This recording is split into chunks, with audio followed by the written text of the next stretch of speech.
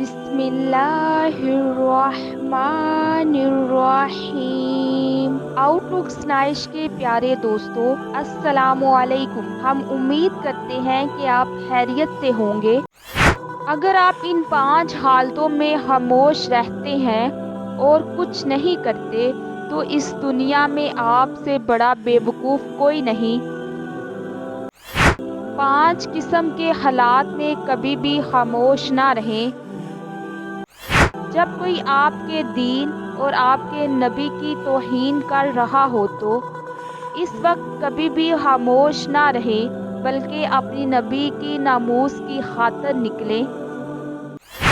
जब कोई किसी पर जुल्म कर रहा हो तो उसको बाज़ोरे बाजू रोके। अगर ये ना हो सके तो कम से कम अपनी ज़ुबान से कुछ बोल दें, लेकिन खामोश ना रहें। जब कोई आपकी इज्जत और खुद मुख्तारी को चैलेंज करे तो दुश्मन के सामने चट्टान बनकर डट जाएं, लेकिन खामोश ना रहें। जब कोई हक की बात कर रहा हो तो हक के साथ खड़े हो जाएं और बातिल का मुकाबला करें, लेकिन खामोश ना रहें। जब दो लोग आपस में लड़ रहे हो तो साथ खड़े तमाशा ना देखें, बल्कि रोकने की कोशिश करें। इस वक्त आपकी खामोशी को आपकी बेवकूफ़ी समझा जाएगा। इन 5 हालतों में खामोश रहने वाला, न्यूट्रल रहने वाला खुद को मुसलमान कहलाने के काबिल नहीं, क्योंकि मुसलमान अपनी गैरत, इज्जत और अपने नबी की नामूस के लिए मर मिट जाते हैं।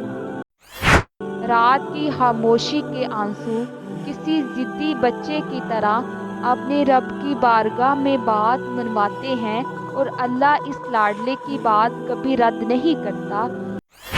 जब इंसान पर अच्छा वक्त आता है तो वो भूलने वाली चीज़ों में सबसे पहले अपनी औकात भूलता है।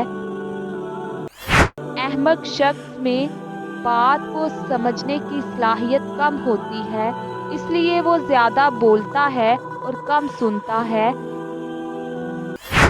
इंसान का ज़वाल तब शुरू होता है जब वो अपने मुखलिस लोगों से मुनाफ़क़त शुरू कर देता है।